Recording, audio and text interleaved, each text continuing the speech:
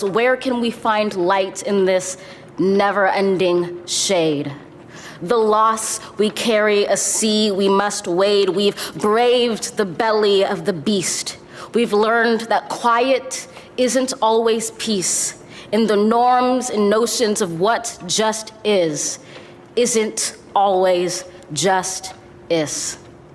And yet the dawn is ours before we knew it. Somehow we do it. Somehow we've weathered and witnessed a nation that isn't broken, but simply unfinished. We, the successors of a country and a time where a skinny Black girl descended from slaves and raised by a single mother can dream of becoming president, only to find herself reciting for one. And yes, we are far from polished, far from pristine, but that doesn't mean we are striving to form a union that is perfect. We are striving to forge our union with purpose, to compose a country committed to all cultures, colors, characters, and conditions of man. And so we lift our gazes not to what stands between us, but what stands before us. We close the divide because we know to put our future first, we must first put our differences aside. We lay down our arms so we can reach out our arms to one another. We seek harm to none and harmony for all. Let the globe, if nothing else, say this is true. That even as we grieved, we grew, that even as we hurt, we hoped, that even as we tired, we tried, that we'll forever be tied together, victorious, not because we will never again know defeat, but because we will never again sow division. Scripture tells us to envision that everyone shall sit under their own vine and fig tree, and no one shall make them afraid. If we're to live up to our own time, then victory won't lie in the blade, but in all the bridges we've made. That is the promised glade, the hill we climb, if only we dare it, because being American is more than a pride we inherit. It's the past we step into and how we repair it.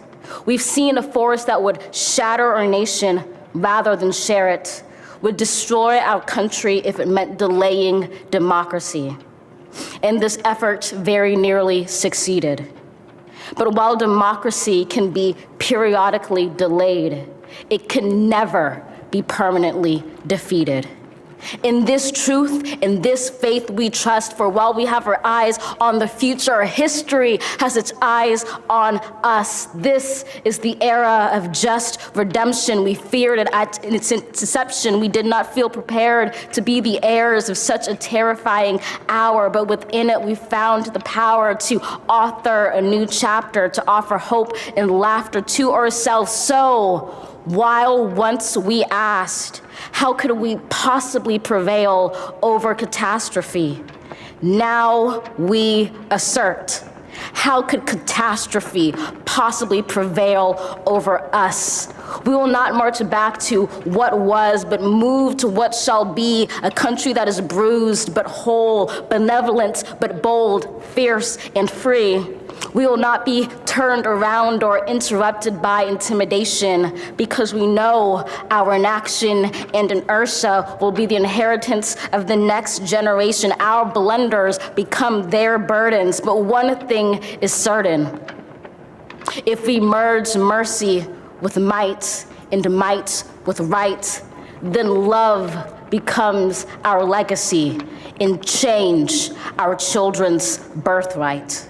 So let us leave behind a country better than the one we were left. With every breath from my bronze-pounded chest, we will raise this wounded world into a wondrous one. We will rise from the gold-limbed hills of the West. We will rise from the wind-swept Northeast, where our forefathers first realized revolution. We will rise from the lake-rimmed cities of the Midwestern states. We will rise from the sun-baked South. We will rebuild, reconcile, and recover in every known nook of our nation, in every corner called our country, our people diverse and beautiful will emerge battered and beautiful. When day comes, we step out of the shade, aflame and unafraid. The new dawn blooms as we free it. For there is always light if only we're brave enough to see it, if only we're brave enough to be it.